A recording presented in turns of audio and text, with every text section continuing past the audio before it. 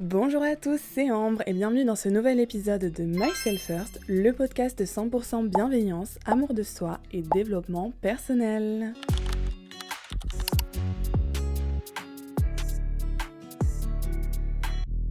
J'espère que vous allez bien, en tout cas moi ça va. Regardez le fond, comment il est trop beau, le rose comme ça et tout, j'adore. Là je pense qu'on a un bon setup pour faire des bonnes vidéos. Et j'ai choisi le rose puisque aujourd'hui on parle d'amour. On parle de sabotage dans les relations amoureuses, un sujet qui me tient à cœur puisque je suis la professionnelle pour faire ça. Donc j'ai écrit cet épisode vraiment en 2 jours. Genre je sais pas, en fait j'ai fait une introspection de toutes mes relations et je me suis rendu compte que systématiquement je sabotais mes relations.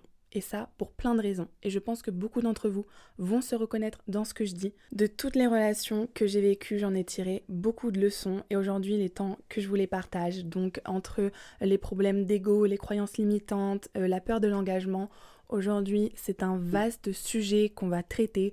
Donc, il est temps qu'on comprenne tous ensemble pourquoi est-ce qu'on sabote nos relations amoureuses.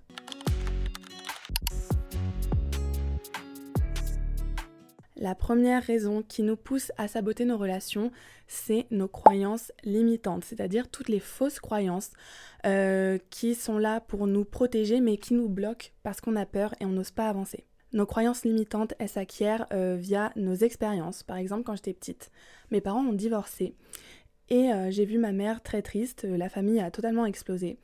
Donc moi j'ai acquis cette croyance que l'amour, ça faisait souffrir et que pour pas que j'ai mal, fallait pas que je m'attache. Et voilà comment 23 ans plus tard, je ne suis jamais tombée amoureuse. Voilà. Nos relations, c'est le miroir de nos pensées profondes. Si tu penses que tu mérites pas d'être aimé, que c'est trop beau pour être vrai, que tous les hommes sont infidèles, et bah paradoxalement, tu vas attirer des situations qui valident, qui renforcent tes croyances. Donc si tu es convaincu, consciemment ou inconsciemment, parce que les croyances c'est subtil, hein, ça se joue dans l'inconscient, mais si tu es convaincu que tous les hommes sont des trompeurs, ne sois pas étonné que tous tes ex aient été infidèles. Et ça vient du fait que quand tu as une croyance, tu vas absolument vouloir la valider. Donc tu vas chercher toutes les preuves qui montrent que ta croyance, elle est bien fondée. Tu vas tout surinterpréter, tout analyser, etc. jusqu'à ce que tu valides ta croyance. Par exemple, moi j'ai besoin d'amour inconditionnel. Parce que quand j'étais petite, voilà, mon père, il est parti, il a quitté ma mère. Donc maintenant j'ai vraiment un gros problème, j'ai peur de l'abandon. J'ai peur que mon partenaire me lâche. Et donc, pour être sûr qu'il va rester auprès de moi, peu importe les conditions, je vais paradoxalement le repousser. Le repousser, jusqu'au moment où le mec, il en a marre, parce qu'il se prend que des râteaux, que des vents, ou qu'il voit que je suis émotionnellement indisponible, donc forcément, au moment, il part.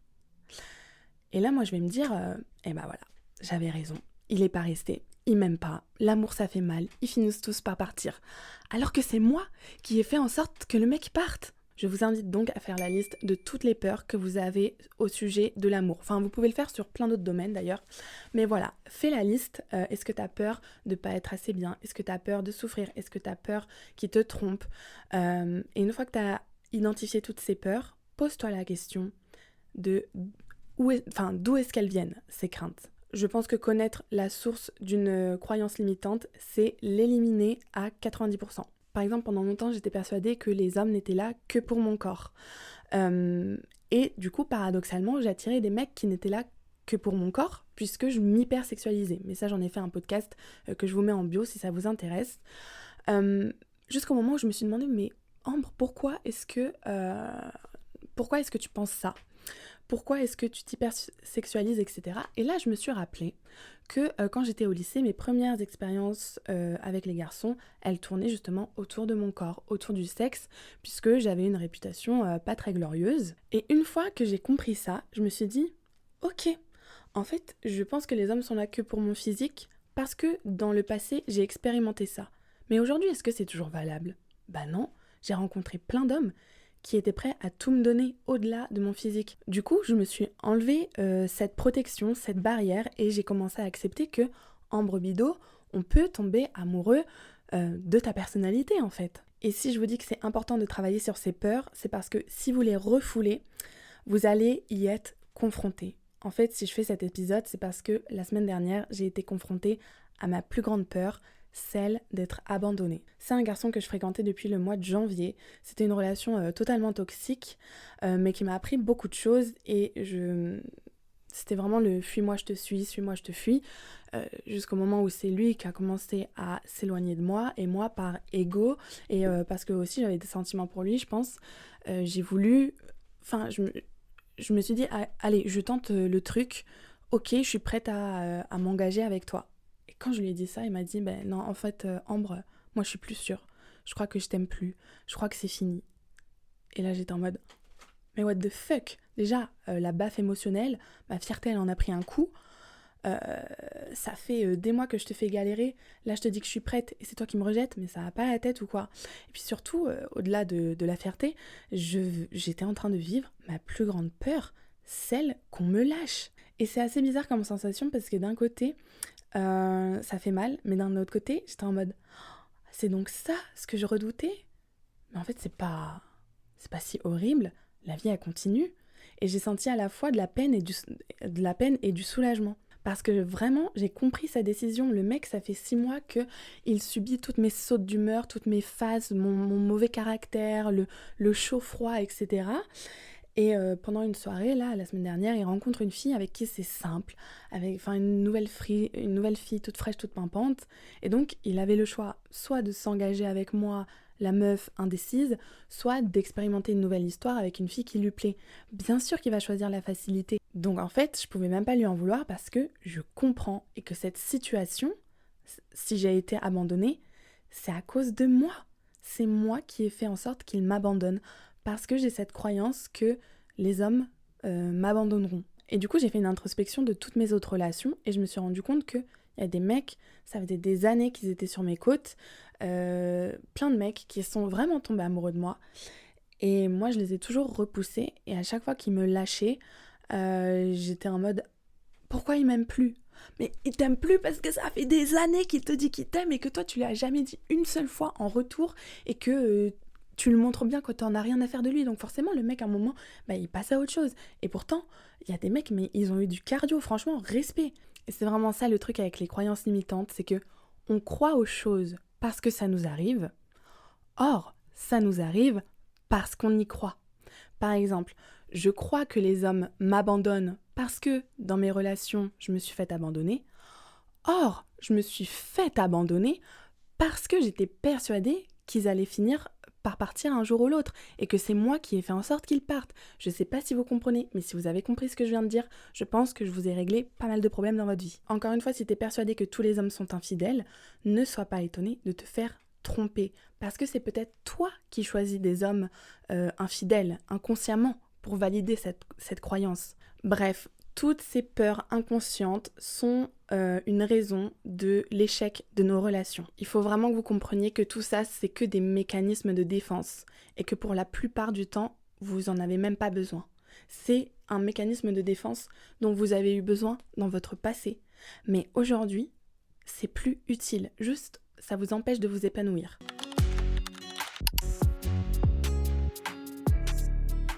La deuxième raison pour laquelle on sabote nos relations, c'est l'ego. Alors là, vous inquiétez pas, il y a un petit podcast qui va arriver bientôt sur la place de la fierté dans nos vies, etc. Mais c'est vrai que mon ego, il est tellement fort que ça a gâché toutes mes relations, je pense. C'est fou parce que aujourd'hui, mon cœur, il est vraiment au service de mon mental.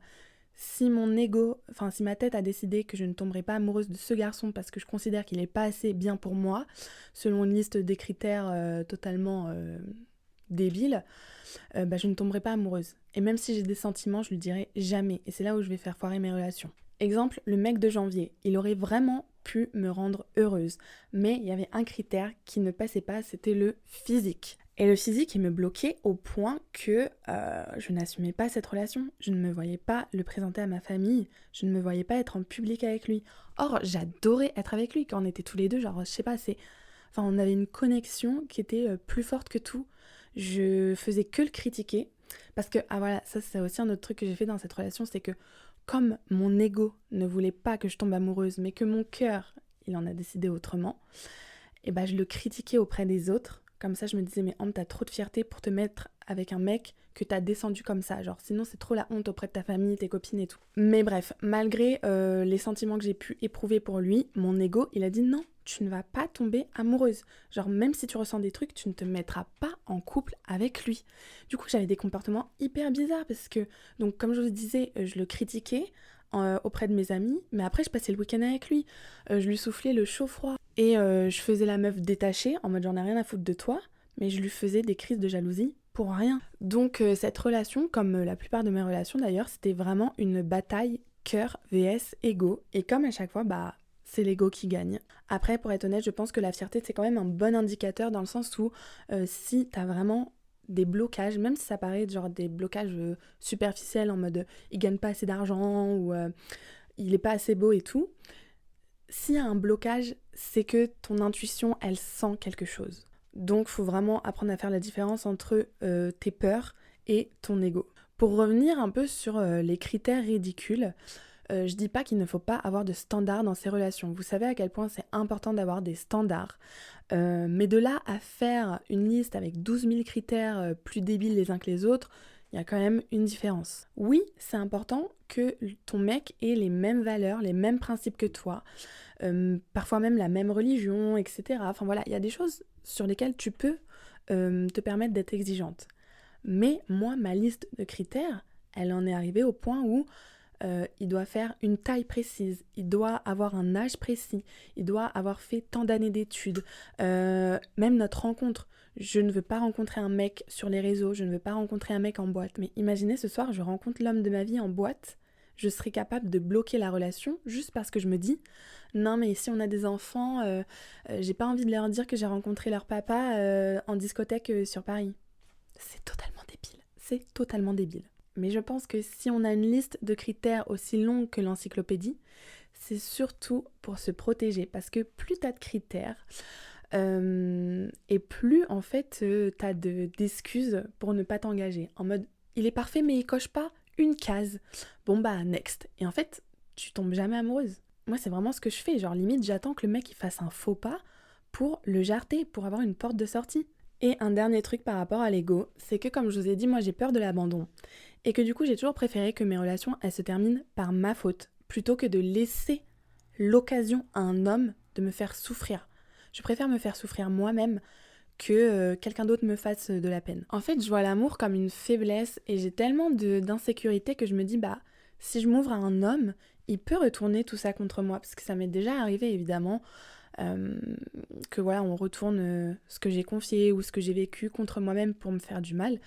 Et ça fait vraiment du mal pour le coup. Sauf que je me rends bien compte que pour qu'une relation soit stable et saine et épanouie, il faut savoir mettre sa fierté de côté, il faut savoir faire quelques concessions, quelques compromis. Et voilà, en fait, j'en ai marre de souffrir. J'en ai marre que toutes mes relations se terminent de la même façon. Donc je me dis, quitte à souffrir, c'est même pas une croyance que je devrais avoir. L'amour, ça fait pas forcément souffrir. Hein. Mais je me dis, quitte à souffrir, autant vivre la relation à fond et arrêter de les saboter. Maintenant, je veux que la prochaine fois que je pleure pour un mec, ce soit parce que on soit amoureux, mais qu'il parte vivre dans un autre pays ou que, enfin voilà. Je sais pas si ça fait sens ce que j'ai dit, mais c'est la dernière chose que j'avais à dire sur l'ego. Ah, je suis fatiguée. Oh.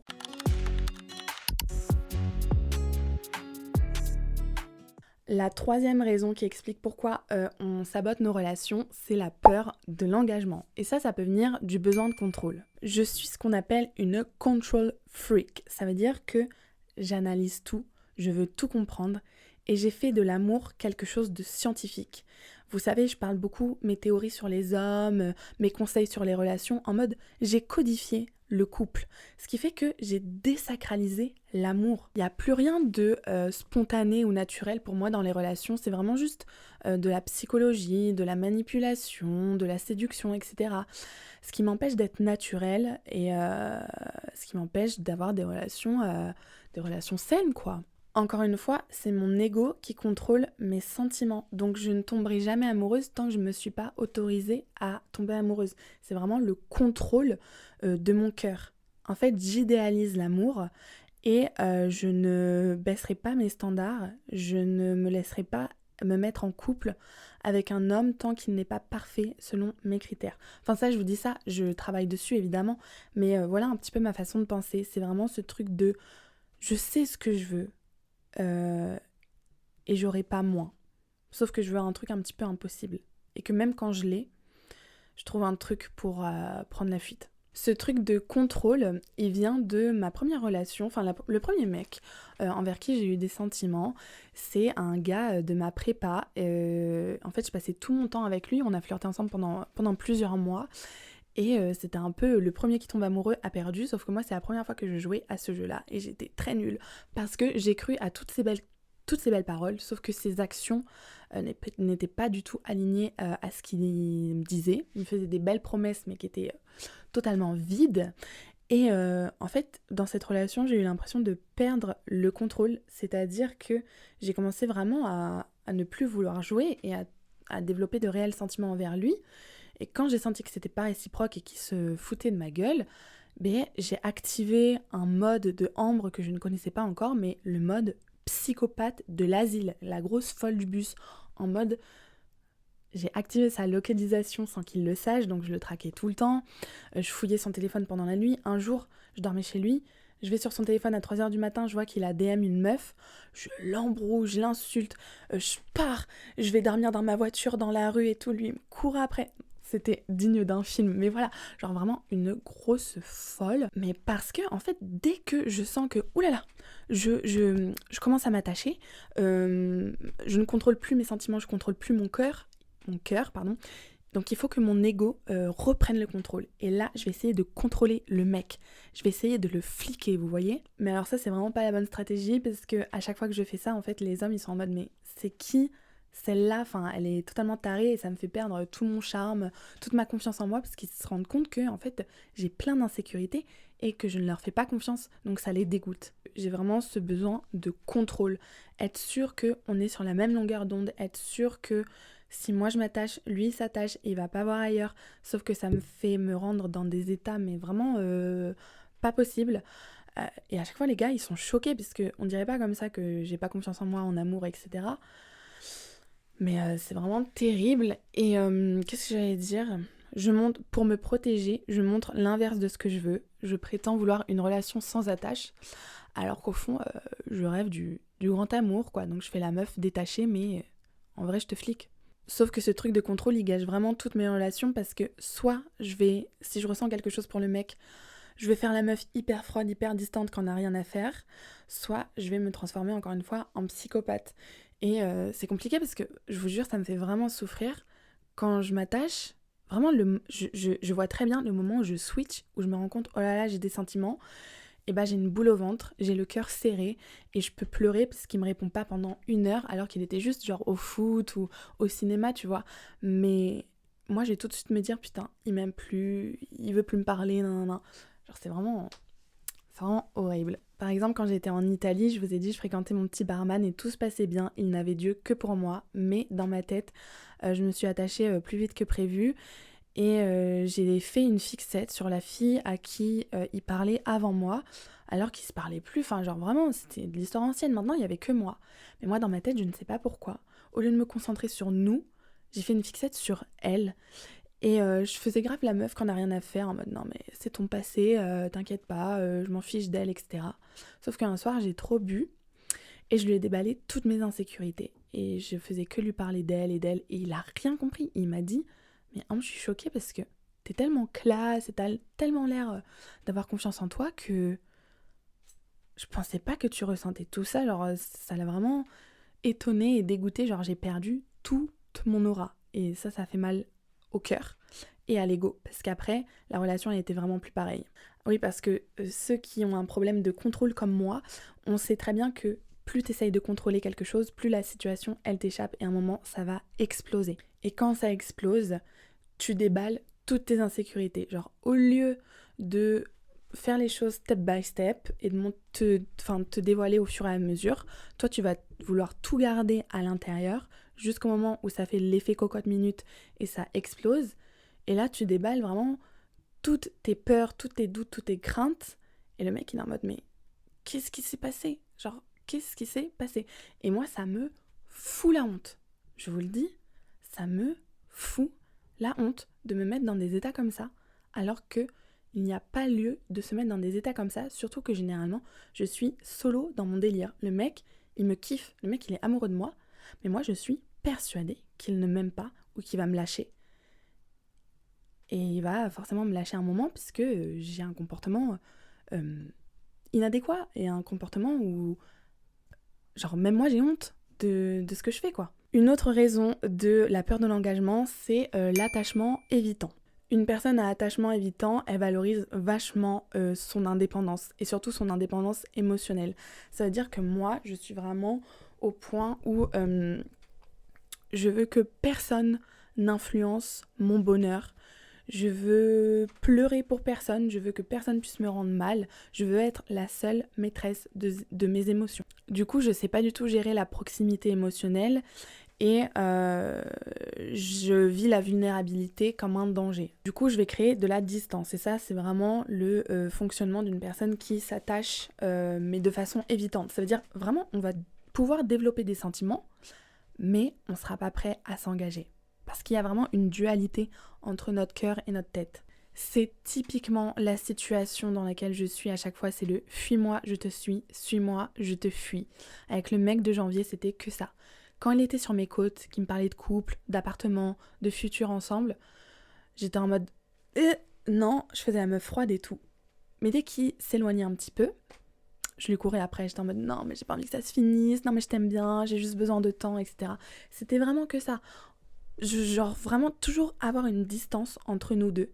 Mais faut pas qu'il soit trop loin, faut pas qu'il soit trop près. Quelqu'un qui a un attachement évitant, c'est vraiment quelqu'un qui va donner des signaux contradictoires.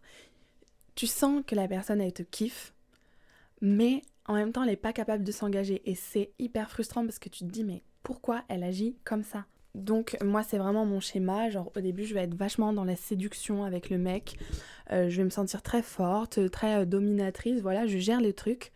Mais ensuite, quand on parle d'engagement, je vais prendre peur, mais en même temps, j'ai développé des sentiments, donc j'ai pas envie que le mec, il s'en aille. Du coup, je vais vraiment être en mode chaud-froid. Je vais faire la meuf détachée, ensuite crise de jalousie. Je vais te dire que je suis in love, ensuite je vais plus te parler pendant 3 jours. Je suis horrible. Je suis devenue, vous voulez que je dise, je suis devenue tout ce que je critique dans mes podcasts. Tous les red flags chez les mecs, je les ai. Et alors, je peux vous dire que quand j'ai réalisé ça, ça m'a mis une sacrée baffe, parce que je me suis rendu compte que c'était moi la personne toxique dans beaucoup de mes relations. Et je vais sûrement écrire un épisode dessus, mais waouh, genre le mec de janvier, lui, il savait ce qu'il voulait. Il voulait se mettre avec moi depuis le début. C'est moi qui ai créé les disputes, c'est moi qui ai créé la distance, et c'est à cause de moi qu'il est parti voir ailleurs. Parce que malgré ce que je ressentais pour lui, j'avais mon ego qui me bloquait, et j'avais besoin du coup d'avoir une porte de sortie. Je voulais que je vous dise vraiment à quel point je suis une mauvaise personne. Non, je suis pas une mauvaise personne, mais parce que j'ai eu un gros karma. Genre, je me suis dit, ok, je me mets avec lui, comme ça je le perds pas. Mais je vais le tromper. Je vous jure, dans ma tête, j'étais prête à ça. Mais donc c'est une bonne chose qu'en fait, il m'a fait exactement ce que je comptais lui faire, c'est-à-dire que je comptais rester avec lui en gardant un moyen de m'échapper. Et en fait, c'est lui qui a trouvé quelqu'un d'autre. Je voulais garder mes portes ouvertes, c'est lui qui allait voir ailleurs. Et bah, je peux rien dire, bien fait pour ta tronche. Bonne nouvelle, l'attachement évitant, c'est pas une condamnation, on peut travailler dessus. Déjà, en identifiant ses peurs, qu'est-ce qui m'angoisse dans la proximité, pourquoi j'ai peur de l'engagement. Ensuite, il faut apprendre à exprimer ses besoins. Parce que dans le truc d'évitant, c'est vraiment créer de la distance, faire la personne détachée quand on n'a rien à faire et tout. Non, on a le droit d'avoir des besoins, on a le droit d'être vulnérable. On est des humains en fait. Et le troisième conseil, c'est évidemment de bien choisir son partenaire, dans le sens où si vous avez des problèmes d'engagement, mais que vous rencontrez une personne qui a des problèmes de dépendance affective, ça ne va pas marcher.